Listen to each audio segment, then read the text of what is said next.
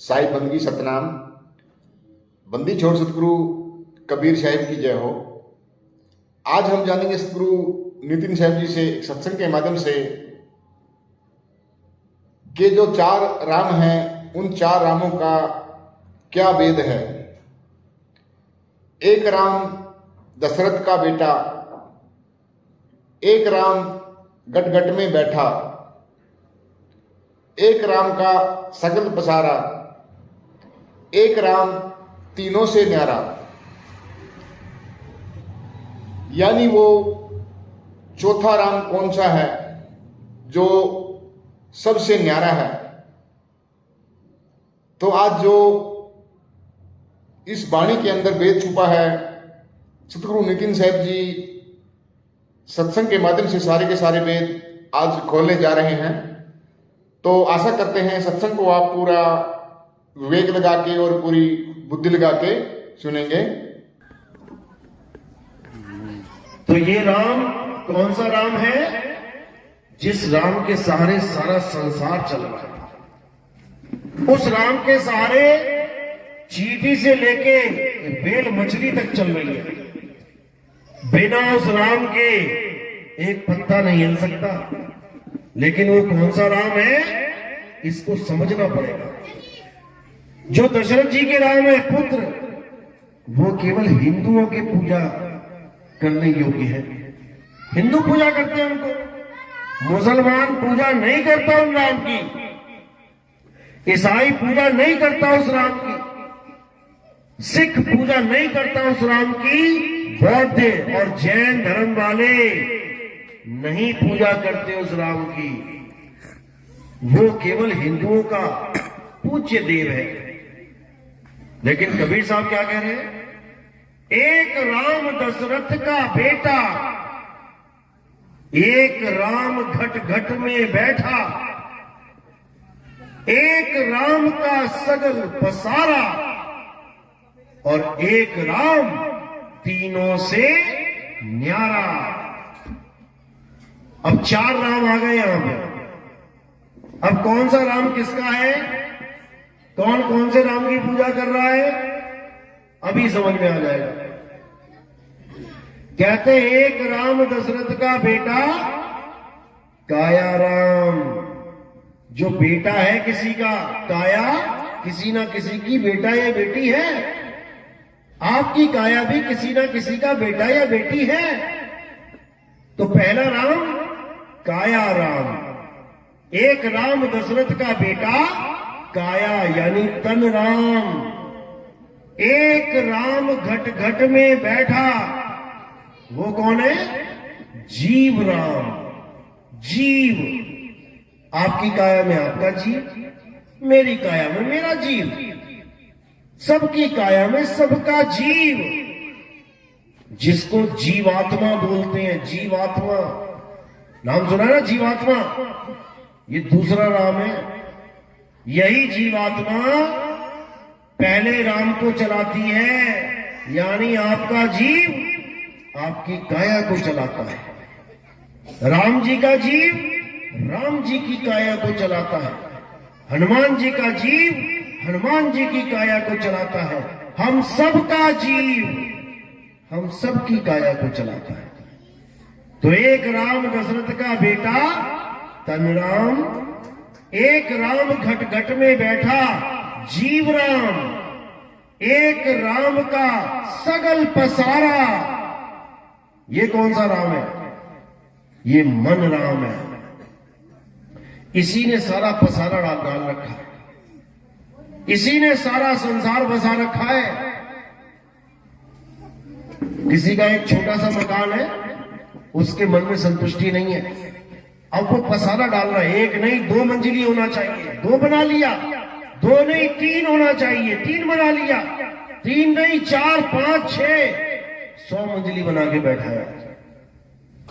किसी का एक छोटा सा खेत था, संतुष्टि नहीं हुई, 1 से 2 करूंगा, चाहे किसी को मार के करना पड़े, लूटना खसूटना शुरू कर दिया। ज्यादा हो गया मेरे पास, और ज्यादा हो गया, और ज्यादा हो गया। ये पसारा कौन कर रहा है? तीसरा राम। एक राम का सगल पसारा, एक राम तीनों से न्यारा। अब वो कौन सा राम है? उसको परम आत्मा कहते हैं। परम, इन सबसे परम, काया से परे, जीव से परे, मन से परे, वो है परम आत्मा। उसी को सत्य कहते हैं। परमात्मा ही सत्य है और परमात्मा के साथ जुड़ जाना ही सत्य का संग है। जो परमात्मा के साथ जुड़ जाते हैं वही सत्य संगी कहलाते हैं, और जो काया से जुड़ जाते हैं वो झूठ संगी कहलाते हैं, असत्य संगी कहलाते हैं। जो काया की पूजा करते हैं वो झूठ की पूजा करते हैं। क्यों? हे अर्जुन, इस दुनिया में दो प्रकार के तत्व हैं, एक असत्य और एक सत्य। असत्य तो तुम शरीरों को जानो, क्योंकि शरीर पल पल बदलते हैं। ये सदा एक से नहीं रहते, ये जन्मते और मर जाते हैं। असत्य कभी नहीं रहता, वो पल पल बदल जाता है। जैसे तुम्हारी शक्ल, जब तुम पैदा हुए इतने से थे, देखते देखते देखते देखते देखते आज कितने बड़े हो गए, बाल भी सफेद हो गए, मुंह में दांत भी नहीं रहे, चमड़ी लटक गई, और ऐसा कोई दिन भी नहीं गया जब तुमने शीशा न देखा हो। रोज देखा तुमने। जब से तुमने होश संभाला कि घर से बाहर कंघी करके निकलना चाहिए, मुंह साफ करके निकलना चाहिए, क्रीम लगा के निकलना चाहिए, पाउडर बिंदी लगा के, तब से लेके आज तक तुमने रोज शीशा देखा, लेकिन तुम माया की गति को नहीं पकड़ पाए। तुम्हारे सामने रोज शीशा देखने के बावजूद, तुम्हारा चेहरा रोज बदलने के बावजूद, तुम ये जान ही नहीं पाए कि मेरा चेहरा कैसे से कैसा हो गया। रोज तुमने अपना चेहरा देखा, लेकिन पकड़ नहीं पाए कि मैं इतने से इतना कैसे हो गया, काले बाल से सफेद कैसे हो गए। ये माया ने ऐसी धीमी गति से बदलाव किया कि तुम्हें पता ही नहीं लगा कि तुम 50 साल के 60 साल के होके बैठे हुए हो। यही माया है, यही असत्य है। इसी असत्य को जानकर समझकर त्याग देना और सत्य को समझ के ग्रहण कर लेना, यही तुम्हारे जीवन का लक्ष्य है। इसके अलावा और कोई लक्ष्य नहीं है। कोई कहे कि मैं यहां पर बिल्डिंगें बनाने आया हूं, मैं इस दुनिया में बड़ी बड़ी नौकरियां करने आया हूं, मैं बड़ी बड़ी तनख्वाहें लेने आया हूं, मैं बड़े बड़े खेत खरीदने आया हूं, मैं यहां बिल्डर बनने आया हूं। ऐसा कुछ नहीं है भाई। किसी गलतफहमी में मत रह जाना कि ये काम करने आए हो तुम। ये तो पेट का धंधा है। कोई रिक्शा चला के पेट भर रहा है, कोई फोटोग्राफी करके पेट भर रहा है, कोई सुनियारा का काम करके पेट भर रहा है, कोई लोहार का काम करके पेट भर रहा है, कोई पुलिस वाला बन के पेट भर रहा है, कोई जज, कोई वकील, कोई डॉक्टर बन के पेट भर रहा है। केवल पेट का धंधा है, इससे ज्यादा कुछ नहीं। इस गलतफहमी में मत रहना कि मेरी जॉब छोटी है, मैं छोटा आदमी हूं, और वो बड़ी जॉब वाला वो बड़ा आदमी है। ऐसा कुछ नहीं है। दोनों को उठा के उसी एक कब्रिस्तान में ले जाया जाएगा। ऐसा नहीं है कि बड़े आदमी को बड़े वाले कब्रिस्तान में ले जाएंगे और छोटे वाले को छोटे कब्रिस्तान में। ऐसा नहीं है। बड़े से बड़ा आ जाए, छोटे से छोटा आ जाए, वही गंगा के किनारे लकड़ियों पे रखा जाएगा, वही धरती के नीचे दबाया जाएगा, चाहे करोड़पति हो, अरबपति हो, खरबपति हो। इस गलतफहमी से निकल जाओ कि यहां ज्यादा पैसा कमाना तुम्हारा जीवन का लक्ष्य है। बिल्कुल नहीं, बिल्कुल भी नहीं। जो जितना ज्यादा कमा लेगा उसकी उतनी दर्दनाक मौत होगी। याद रखना, उसकी उतनी ज्यादा टेंशन होगी कि इतना पैसा कमाया, मेरी मौत हो रही है, मैं क्या करूं, खर्च भी ना पाया, अब ये जो मैंने सारी उम्र में पैसा कमाया था अब रिश्तेदार लूट लेंगे, रिश्तेदारों के पास चला जाएगा ये सारा माल।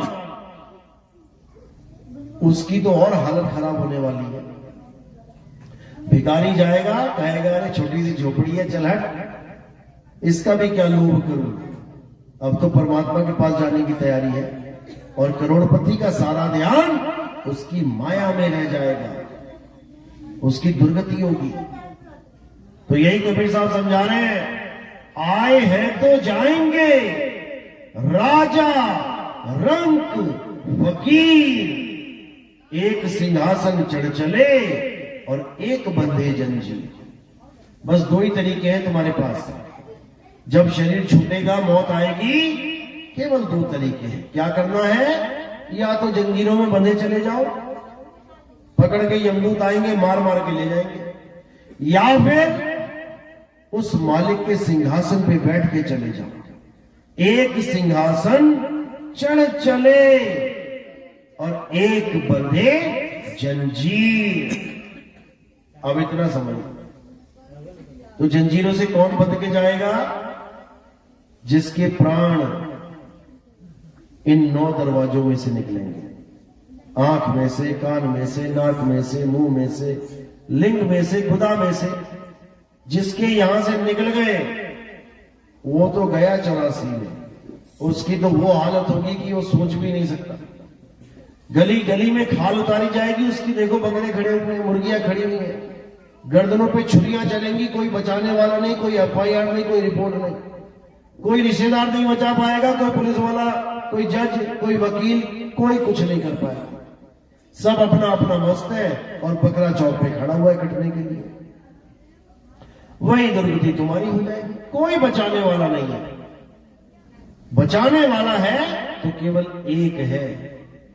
तो साहिब कहते हैं, अरे बचना चाहो काल जाल से तो चीनो शब्द हमारा, और कहे कबीर अमर कर राखूं जो निज होए हमारा। अमर करके रखूंगा उसे जो 100% मेरा हो जाए। मेरा हो जाए मतलब मेरी बातों को मान ले, मेरी बात को समझ ले, मेरे ज्ञान को अपना ले, फिर वो काल जाल से छूट जाएगा। नहीं तो बड़े बड़े ऋषि मुनि पीर पैगंबर इसी काल के जाल में उलझे फिरे, काल से कोई बच नहीं पाया। तो साहिब यही समझा रहे हैं कि जिस देश को, जिस धरती को, आसमान को तुम ये मान के बैठे हो कि मेरे भगवान ने बनाया, मेरे परमात्मा ने बनाया, मेरे लिए बनाया, भूल जाओ, इस गलत फहमी में मत रहो। ये धरती हमारे परमात्मा की नहीं है। किसने बनाई ये धरती, ये आसमान, ये सूरज चांद सितारे?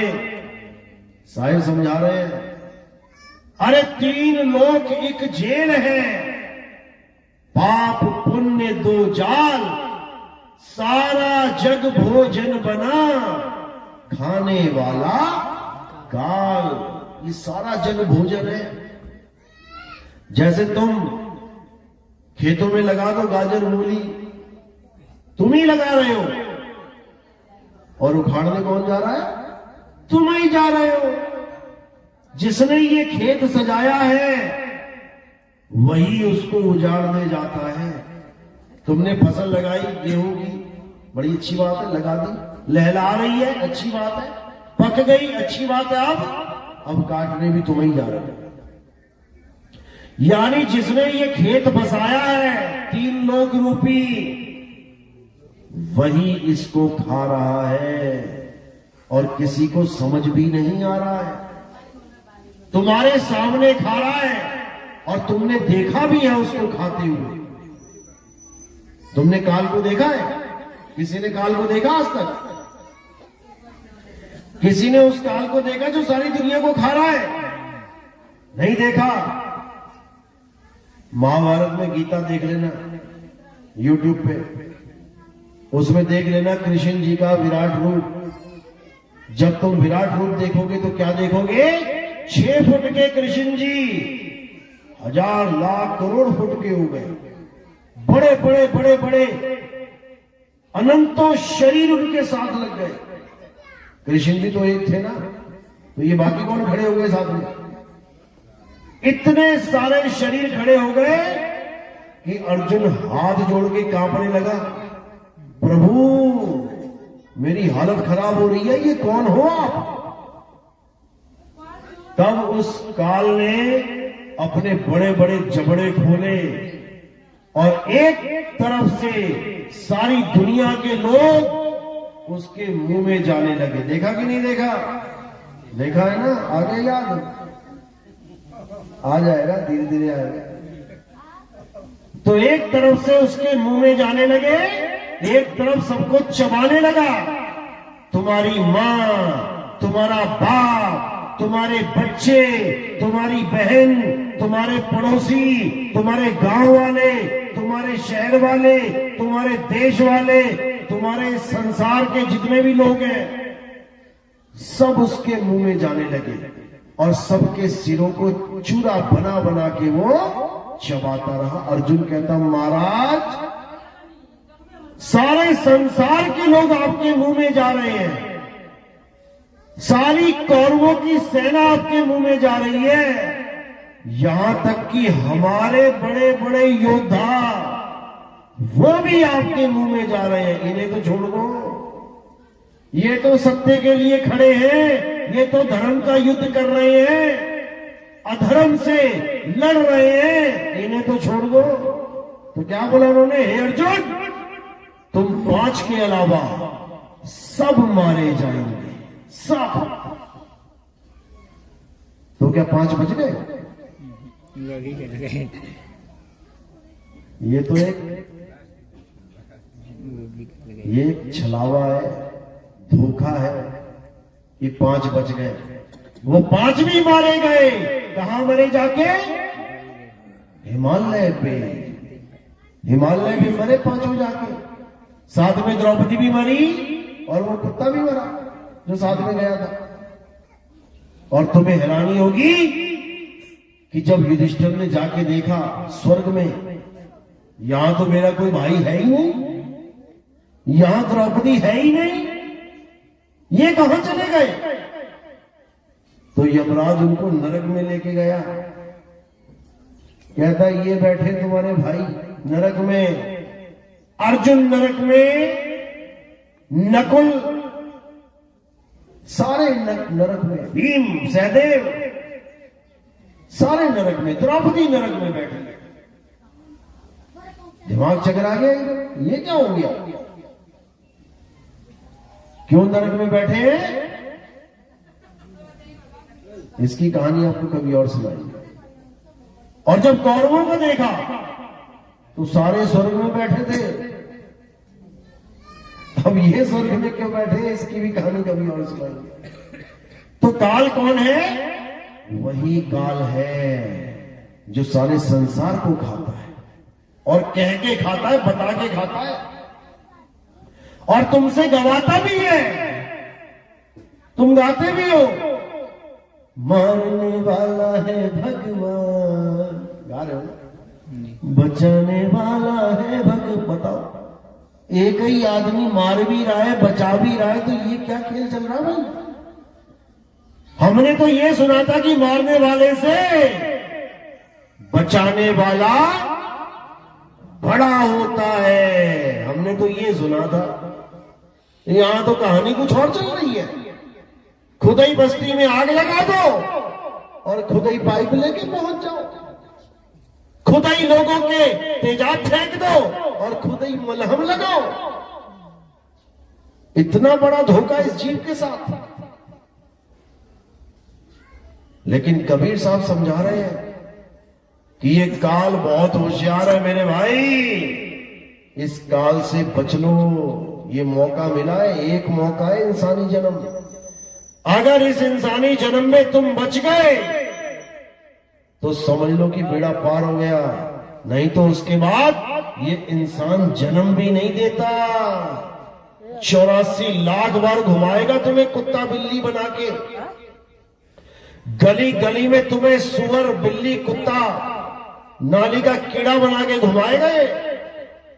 ये मत सोचना कि तुम्हें बार बार इंसान बना देगा। इंसान बनाने से तो इसकी हालत खराब हो जाती है, डर जाता है। इसीलिए 84 लाख के बाद एक बार इंसान जन्म मिलता है। इतनी क्या प्रॉब्लम है भैया कि एक ही बार इंसान बना रहे हो? बना दो 84 लाख में कम से कम 50-60 हजार बार, क्या चला जाएगा तुम्हारा?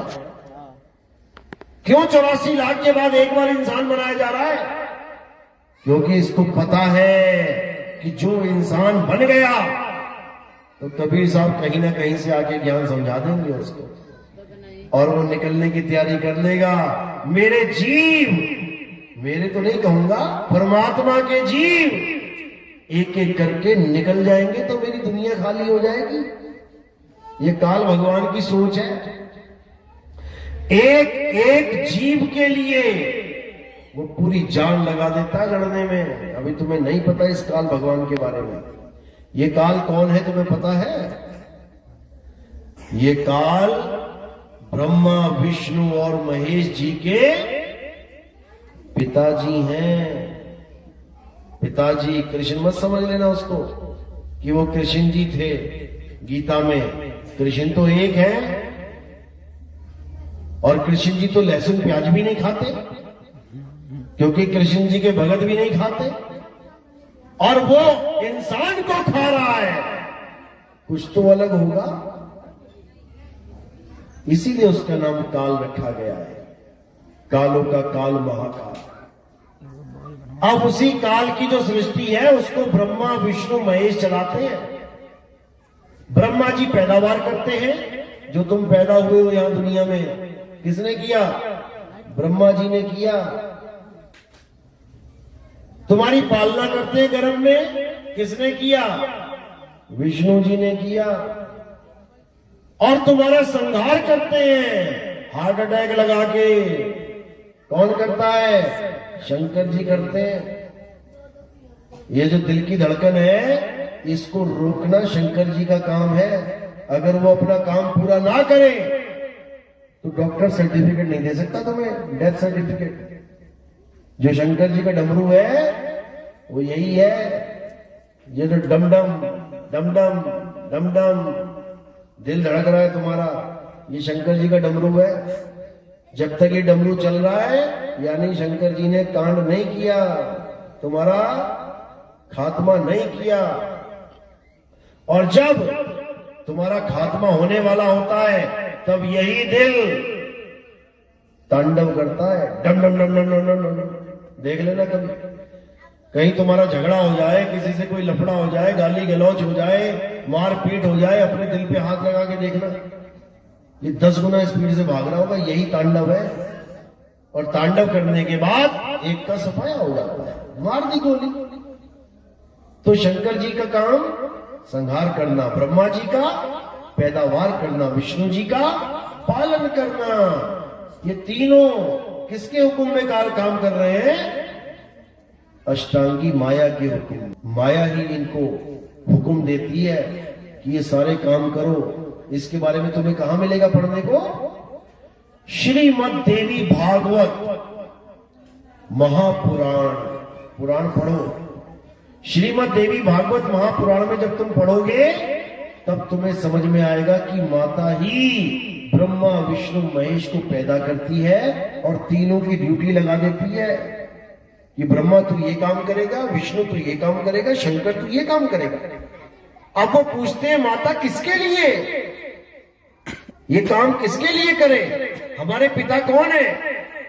तो पिता के बारे में सारा ज्ञान छुपा लेती है। कहती है मैं ही हूं पिता और माता, मैं ही हूं तेरा पिता और माता। उसका नाम छुपा लेती है जो उनका सच में पिता है। कौन है वो? अलख निरंजन। अलख निरंजन ही ब्रह्मा विष्णु महेश के पिताजी हैं। नाम तुमने जरूर सुना होगा जीवन में कभी ना कभी, एक बार तो सुना होगा। किस किस ने सुना है? ये हाथ खड़ा करोगे ना अपने पूरे जीवन में। अलख निरंजन सबने सुना होगा, ऐसा कोई है ही नहीं जिसने नहीं सुना होगा। लेकिन कोई जानता नहीं इसको। जैसे ब्रह्मा विष्णु महेश जी का नाम आपने सुना है हजारों बार, ऐसे ही अलख निरंजन का भी नाम आपने जरूर सुना होगा, लेकिन इसकी जानकारी देने वाला कोई है ही नहीं। कोई बताने वाला नहीं है कि ये ब्रह्मा विष्णु महेश के पिताजी हैं। और यही काल है। तुम्हारा बेटा मर गया, कहां गया? काल के मुंह में चला गया। तुम्हारे पापा मर गए, कहां गए? काल के मुंह में चले गए। जितने लोग मर रहे हैं सब काल के मुंह में जा रहे हैं, क्योंकि उसका काम ही यही है, पैदावार करवाना और खाना। अब कबीर साहब समझा रहे हैं कि इस काल निरंजन से अगर तुम बचना चाहते हो तो एक ही तरीका है। ये सब कुछ खा सकता है जो तुम्हें आंखों से दिखाई दे रहा है, ये सब कुछ खा सकता है, ये मुंह में ही लेके बैठा हुआ है। ये सारी सृष्टि मुंह में लेके बैठा हुआ है। हर चीज का खात्मा कर सकता है, एक चीज खत्म नहीं कर सकता है, और वो क्या है? आत्मा। ये आत्मा को नहीं मार सकता, बल्कि ये बताता भी है कि आत्मा को कोई नहीं मार सकता। आत्मा अमर है, अजर, अविनाशी। लेकिन बताने के बाद भी कोई समझ नहीं पाता इस बात को। अब और कुछ नहीं करना है, इसी आत्मा के ज्ञान को समझना है। क्या होती है आत्मा और क्या होता है शरीर, क्या होता है मन और क्या होता है जीव, अच्छी तरह समझना। ये चारों राम की कहानी यही है। हर शरीर, जो भी आप लोग बैठे हैं, चारों राम आपके पास है, बस आप पहचान लो उनको। ये जो पहला राम है ये शरीर है, जिसकी तुम फोटो फेसबुक पे डालते हो, व्हाट्सएप पे स्टेटस लगाते हो। तुम पहले राम की महिमा गा रहे हो। अब दूसरा राम कौन है? जो इसको चला रहा है। देखो जिसने हाथ उठाया। अगर ये जीवात्मा शरीर से निकल जाए तो ये हाथ ना उठ पाए। इसका मतलब दूसरा राम बैठा है बीच ही में। हो गए दो राम। अब तीसरा राम कौन है? जो तरह तरह की चीजें खिला रहा है तुम्हें, और तुम खा भी वही रहे हो जो उसको चाहिए। तुम्हारे सामने दो चीजें रख दी, रसगुल्ला और नमकीन। अब तुम कौन सी उठाओगे? जो तुम्हारा मन कहेगा, जो तुम्हारा मन चाहेगा। अब ये मन कौन है? ये तीसरा राम है, तुम्हारे अंदर बैठा हुआ है, और तुम्हें पता भी नहीं है कि मैं सारे काम उसी तीसरे राम के कहने पे कर रहा हूं। कोई तुमसे पूछे, भाभी आज कौन सी साड़ी पहनोगे, लाल या पीली? मेरा मन कर रहा है लाल पहन लेती हूं। आ गए ना मन की गुलामी में। जो मन कह रहा है वही तुम कर रहे हो। आज मेरा मन कर रहा है मार्केट जाया हूं, आज मेरा मन कर रहा है कॉफी पी लूं, आज मेरा मन कर रहा है फिल्म देख के आऊं। सब कुछ तुम अपने मन के कहे पे कर रहे हो। तुम कर रहे हो किसके कहे पे? मन के कहे पे। तो तुम हो गए मन के गुलाम। तीनों राम समझ में आ गए? एक काया, एक जीव और एक मन। अब जो तीनों से न्यारा है वो है आत्म राम, जिसको परम आत्मा कहते हैं, जिसको अखंड परमात्मा कहते हैं। वो है असली राम। और उस राम को जानने के लिए हमें ऐसे गुरु की शरण में जाना पड़ता है। बैठने वाली है सर।